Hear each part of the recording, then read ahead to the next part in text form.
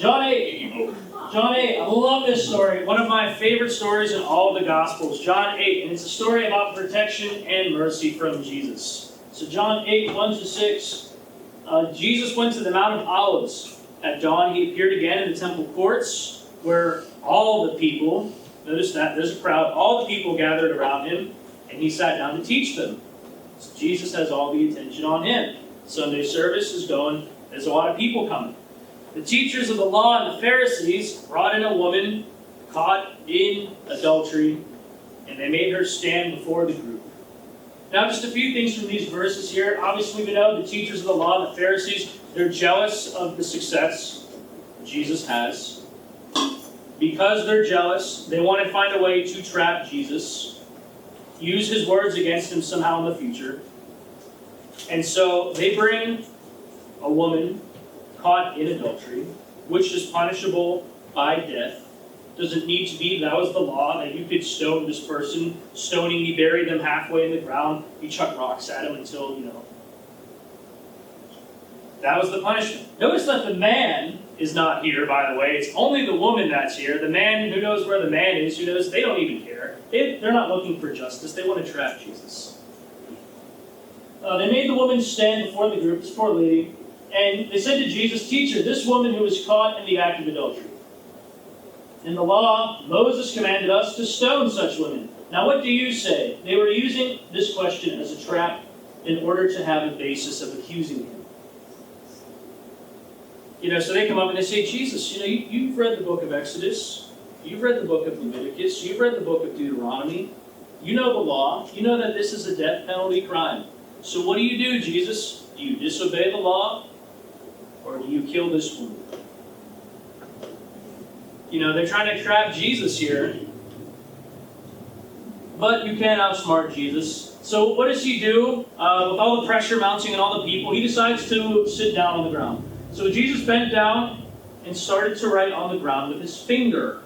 Does anyone like drawing in the sand? Do that as a kid? Jesus did that. It's okay to do it as an adult, 14. When they kept on questioning him, he straightened up and said to them, "Let any one of you who is without sin be the first to throw a stone at her." He stooped down, and wrote on the ground. So he's just writing, and they're saying, "Jesus, what do we do? Death penalty, break the law. Death penalty, break the law." Say with me, death penalty, break the law. Death penalty, break the law. Did you say goldfish? Goldfish. Oh, goldfish. Yeah, but that's what they're doing, right? So Jesus is like, you know what? Whoever hasn't sinned, you can be the first person to throw a stone at her. And he goes back to writing in the ground. So the question here is, what did Jesus write in the ground? Does anyone know? Does anyone want to take a guess? Well, that's what he says. What do you think he writes? Do you think that's what he writes? You think he wrote, "You are a sinner"? Yeah. Okay. I personally don't know what he wrote, but I heard some people say that he wrote the woman's name. That he wrote the woman's name. Okay. Someone else? What do you think Jesus wrote? It was enough to rattle the Pharisees, teachers of the law. Any other guesses? Something that made them mad. Something that made them mad. Okay.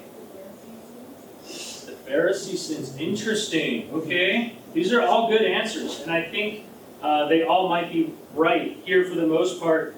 So this is where the Old Testament helps us out, because we think, take it with a grain of rice, we don't know for sure, but we're pretty sure that this is what Jesus wrote about. Prophecy, Jeremiah 17:13, "Lord, you are the hope of Israel. All who forsake you will be put to shame.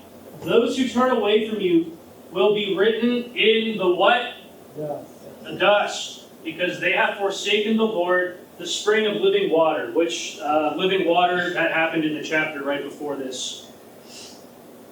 So the people smarter than me, the theologians, they think that this is a prophecy, possibly about the John 8 writing in the sand, with the idea that what Jesus was writing down, if we go back, he was writing in the sand with his finger, that he was just writing down sins. He was just writing down sins. Cursing, lying, stealing, lusting. using God's name in vain, not honoring your parents, so on, and so on, and so on, and so on, and so on.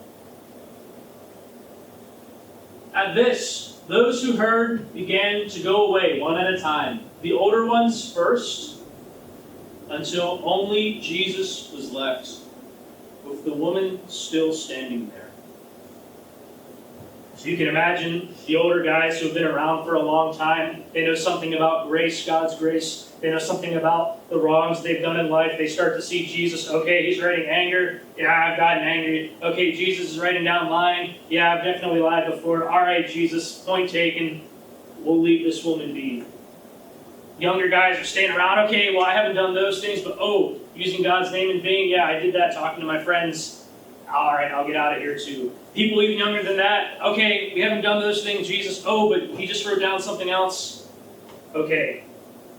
Yeah, I guess we can't cast a stone at this lady because we're just as guilty as she is.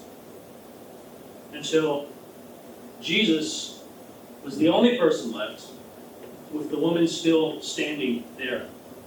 And isn't that interesting?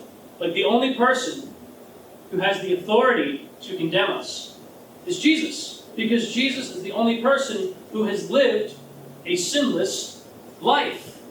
Right? Romans 3:23, all have sinned, we've all sinned. Romans 6:23, the wages of sin is death. Wage, something we earn. Our sin earns us the death penalty. This woman was on old death row. So what's Jesus going to do here for this woman? Jesus straightened up and asked her, "Woman, where are they? Has no one condemned you?" "No one, sir." "How polite." She said, "Then neither do I condemn you," Jesus declared. "Go now and," important, "leave your life of sin." So Jesus